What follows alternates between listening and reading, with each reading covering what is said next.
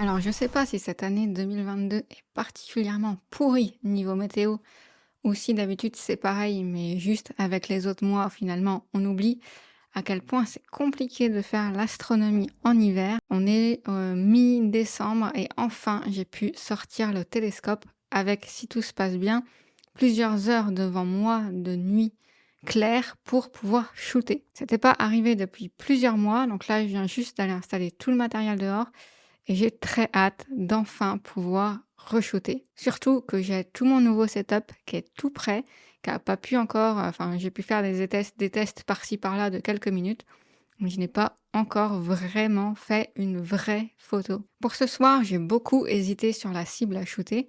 Forcément, ça met beaucoup de pression quand on a très très peu de jours, enfin de nuit, où on peut photographier. Donc je voulais pas me planter niveau cible.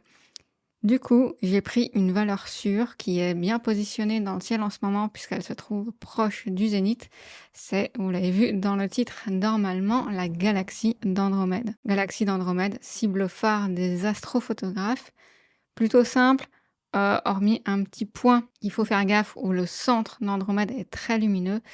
Donc faire gaffe à pas cramer. Cette session va pas forcément être évidente, je sais pas trop à quoi m'attendre parce que encore une fois, ça va être la première fois où j'utilise le matériel vraiment. Quand on a un nouveau setup, il faut toujours un temps de rodage. Le matériel, bah, ça s'apprivoise, faut apprendre à le connaître, apprendre à faire les bons réglages avec, etc. Ce nouveau setup, au moment où je vais sortir la vidéo, je sais pas si je vous l'aurais présenté déjà ou pas. M31, donc, c'est la galaxie d'Andromède, la fameuse galaxie voisine à chez nous, en tout cas c'est la galaxie la plus proche de la Voie lactée dans la catégorie spirale. C'est vraiment un magnifique astre, très lumineux, qui est à la fois super intéressant à observer, vous pouvez même l'observer à l'œil nu si vous êtes sous un ciel pas trop pollué, et donc aussi à photographier. M31, je l'ai déjà shooté plusieurs fois avec mon autre setup, enfin c'était le même télescope, la même monture, mais c'était avec un appareil photo. Là maintenant j'ai une caméra astro dédiée, l'Asie 2600, donc théoriquement le résultat devrait être meilleur. Enfin, j'espère. Là, il est 17h16, donc maintenant j'attends que la nuit tombe pour pouvoir continuer, donc faire l'alignement polaire, la mise au point et enfin démarrer la session shooting. Je croise les doigts pour que les nuages n'arrivent pas, parce que les applications météo c'est bien, mais c'est jamais 100% fiable. Donc ça fait partie aussi de l'astronomie et de l'astrophotographie, c'est qu'il y a toujours une part de mystère pour savoir si les astres vont bien vouloir qu'on les shoote.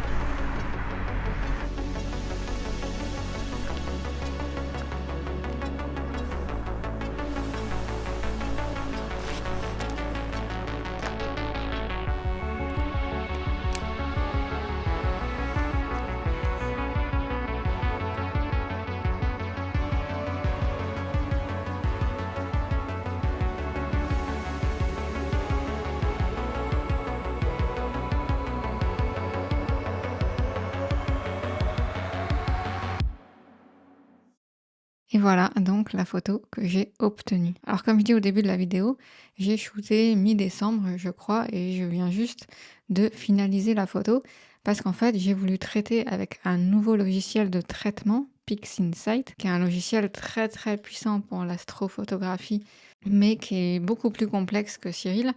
et que j'avais jamais utilisé. Donc voilà, là c'est mon premier essai. J'ai mis de longues heures à faire le traitement. Évidemment, ça pourrait être encore beaucoup mieux si je maîtrisais le logiciel. Au niveau des acquisitions, j'ai fait 5 heures de pause en tout.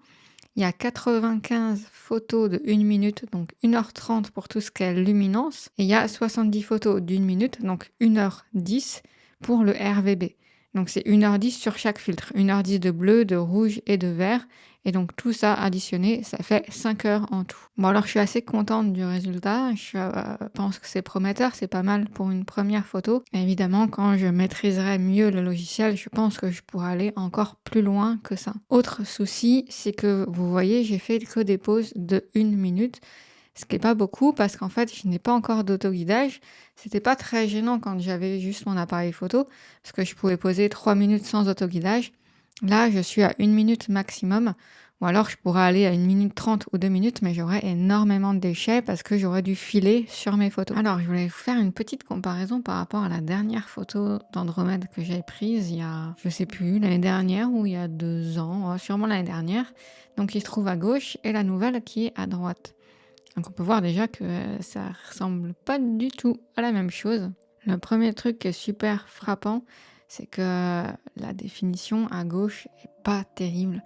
Quand on la met vraiment en petit, bon, on se dit ça va à peu près, mais dès qu'on la passe en assez grand, voilà, c'est pas fifou. Et là par contre, celle-ci est mieux définie. Déjà si on zoome par exemple sur le cœur, on voit au niveau de la spirale des galaxies là, ici c'est tout flou, c'est brouillon. Ici c'est déjà plus net, plus précis, plus propre. Au niveau des couleurs aussi, celle-là je l'avais vachement faite dans les tons jaunes. Je me souvenais plus que je sais pas, j'avais eu une envie de jaune le jour où j'avais traité cette galaxie. Et je pense que j'avais pas mal accentué la saturation pour compenser un peu les défauts de la résolution qui n'était pas tip top, les détails qui n'étaient pas ouf.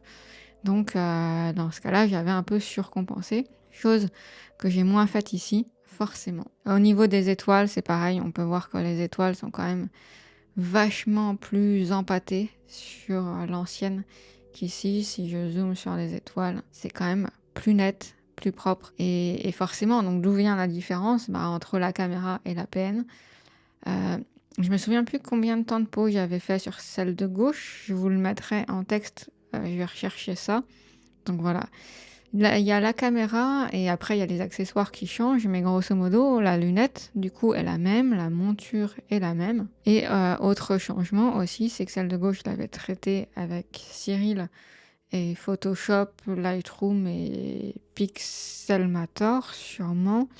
Et celle de droite, du coup, je l'ai fait sous PixInsight. Une autre différence aussi, on peut voir que le cœur, alors il n'est pas trop cramé. J'avais réussi à le revoir pas trop mal avec Cyril.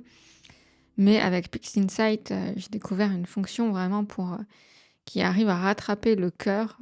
Vraiment, ça marche du tonnerre. Voilà, donc les deux sont différentes. Dites-moi laquelle vous préférez. Évidemment, plus on en fait et puis plus on s'améliore. J'espère que la prochaine que je referai d'Andromède, je pourrai la recomparer à la toute première que j'aurais faite avec mon setup et surtout que j'aurais traité avec PixInsight. Je suis sûre que je reprends les mêmes infos et je retraite dans 6 mois, 1 an avec les nouvelles connaissances que je vais avoir sur le logiciel. Ça n'aura rien à voir. Après, malgré ça, je pense qu'il ne faut pas cracher sur les premières photos qu'on a fait. On les a fait avec les connaissances qu'on avait, les outils qu'on avait, le matériel qu'on avait. Donc voilà, de toute façon, on passe tous par là. Ce qui compte, c'est d'apprendre et ne pas se laisser déstabiliser au début quand on partage ses photos, que nous on trouve cool parce que c'est nos premières photos, mais que des astrophotographes vraiment expérimentés et qui manquent de bienveillance et qui pour certains ont un melon énorme peuvent critiquer en oubliant que aussi au début ils ont fait des photos qui n'étaient pas ouf. Et c'est pour ça en fait que je partage toutes mes expériences avec vous sur la chaîne, entre autres les bonnes comme les mauvaises, parce que mon objectif c'est vraiment de vous encourager à faire pareil, vous montrer que c'est possible et vous montrer que parfois on a tous des galères. C'est pour ça d'ailleurs que j'ai fait plusieurs vidéos sur des échecs Par exemple, quand on avait essayé d'observer la comète Léonard et qu'on n'avait pas réussi, il y en a pas mal du coup d'entre vous qui m'avaient dit qu'ils avaient beaucoup aimé justement parce qu'ils se sentaient moins seuls en fait. Donc voilà, c'est trop facile de montrer simplement quand on y arrive et de ne pas filmer et de ne pas montrer tous les autres fois, mais c'est pas parce que c'est pas sur internet que ça n'existe pas. En tout cas, j'espère que cette vidéo vous aura aidé à voir ce qu'il est possible d'obtenir si vous réfléchissez à prendre une caméra astro par exemple, ou simplement à vous faire rêver si vous n'en êtes pas encore là ou si pour l'instant observer ça vous suffit. Justement, si vous voulez bien démarrer l'astrophotographie, vous pouvez toujours accéder à ma formation débuter en astrophoto où je donne toutes les bases, tous les grands principes à comprendre pour faire vos premières photos, que ce soit du ciel profond avec un télescope, un APN ou une caméra astro. Pour télécharger ça gratuitement, il vous suffit de cliquer sur le premier lien dans la description. Et sur ce, je vous dis à très vite dans une prochaine vidéo. Croise les doigts pour que la météo commence à s'améliorer parce que là, ça commence à être vachement long et vachement compliqué. Et en tout cas, si vous le pouvez, gardez quand même la tête dans les étoiles.